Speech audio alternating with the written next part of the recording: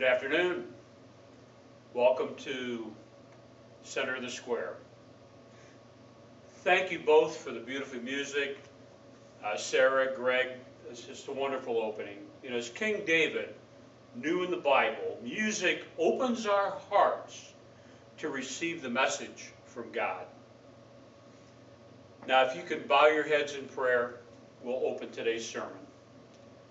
Dear Lord, I pray that the words you have put in my heart have a special meaning for each and every man, woman, and child here today at our church in the center of the square.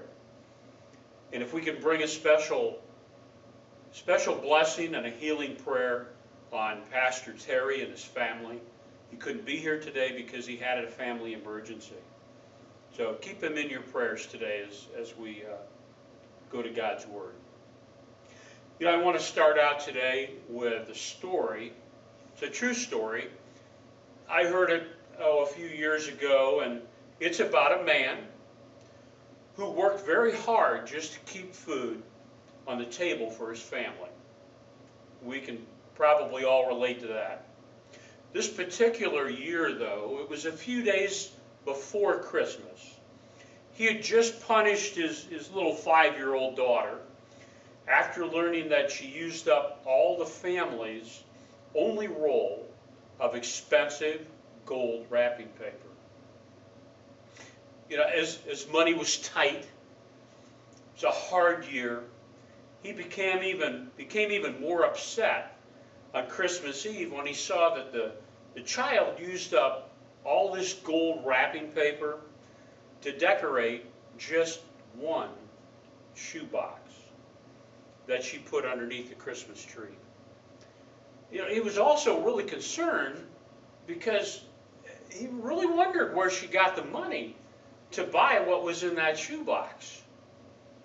Nevertheless, the next morning the little girl got up, just filled with excitement, just brimming over. And she brought that box to her father. And she said, looking up into his eyes, "Daddy, this present's for you." Oh. As you can imagine, as he opened the box, that father felt awful embarrassed because of his overreaction earlier. Now regretting that he punished her. But you know, when he took that box and he opened the lid, well, he found it was empty. There wasn't anything in it. That anger that he had before, it just flooded back into him. He said, "Don't you know, young lady," and he said really harshly, "when you give someone a present, there's supposed to be something inside the package." Oh, that little girl looked up at him, so sad, with tears rolling down her face. She whispered, "Daddy, it's not empty. I blew kisses in it until it was full." Well, that father was crushed. He fell on his knees. He wrapped his arms around his daughter, his precious little girl. He prayed that she would forgive him for his anger. Excuse me.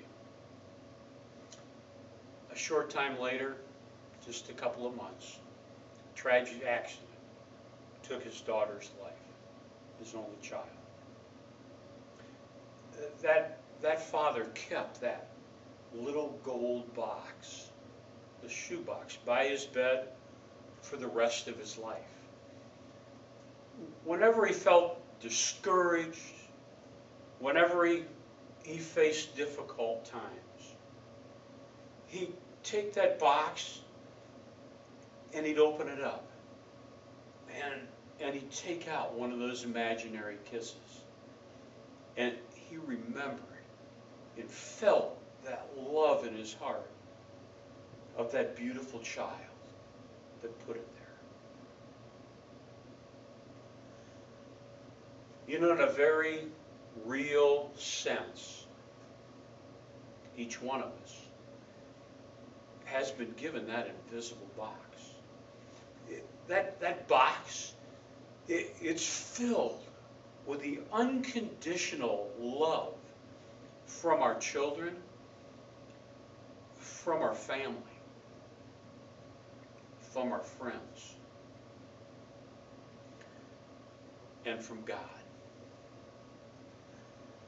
There's no more precious Christmas gift that any